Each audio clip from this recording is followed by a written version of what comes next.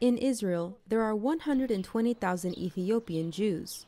Currently, the Israeli government guarantees citizenship for Ethiopian Jews under the Law of Return. This Zionist law permits all Jews from around the world a right to return to what they see as their ancestral homelands.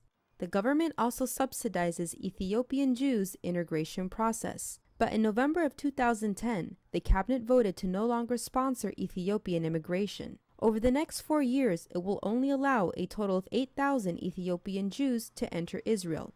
The government believes there are no more Jews remaining in Ethiopia, and that some Ethiopians who claim to be Jewish are actually Christian. This quota has not been placed on any other group of Jewish immigrants. Actually, I'm not really have any opinion about that because my old family, they made Aliyah like 20 years ago. So all my family is here in Israel. So for other people, probably it's going to be better and good to connect, to connect their families because half of them is here, half of them in Ethiopia. Zahainesh Adel is a program director at this community center in Jerusalem. She is one of the thousands of Ethiopian Jews that have made Israel their new home. Originally, Ethiopian Jews escaping famine and religious persecution were airlifted into Israel through daring covert rescue missions. The airplanes and millions of dollars primarily supplied by American Jewish organizations sponsored Operation Moses in 1984 and Operation Solomon in 1991. My immigration, my Aliyah, Operation Solomon, and Moses Solomon, most of the people, there was really religious people, and Zionism and Judaism, whatever it is, and they walked and do journey a year or half a year, and they walked through Sudan, and they sacrificed a lot of people in the way, and as they came here, and actually the Israelis community, they didn't accept them because they say, you black Jewish? We didn't know that. Ethiopian integration in Israeli society is a lengthy and difficult process.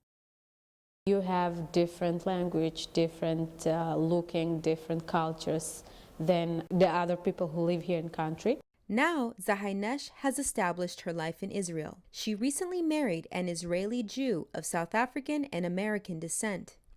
Me and my husband, we really open people, so we just find one amazing rabbi. And also music, it was like music over the world, So it was really mixed and also religious. Yet, despite her efforts to be a part of Israeli society, she says she experiences xenophobia from other non-black Jews. When American or Russian or Ashkenaz walking in the street, the other people did not say, maybe she's Russian, maybe she's not. No, most of them look like very similar. But when I walk in the street, I'm all time on the stage. So sometimes it's great, sometimes it's not. Don't all time point to me and say, you Ethiopian, don't forget it. She's also had to adjust to cultural differences and religious variations in Judaism. In Ethiopia, you have different traditions than in Israel. So I give you, I think, one example about the Purim. It's like Halloween in the United States. It's not the same. In Ethiopia, you fast, you're not doing any party and nothing. In Israel, you fast one day and other day you have customers and dancing and drinking and it's so, for my family it's so different. Gabi Nugesi came to Israel as a child through Operation Moses. He is now the director of the Shiluvim program in the city of Haifa. Haifa is the first municipality in Israel that takes responsibility to deal with all challenged Ethiopian community. This is an Ethiopian-owned business that employs members from its community.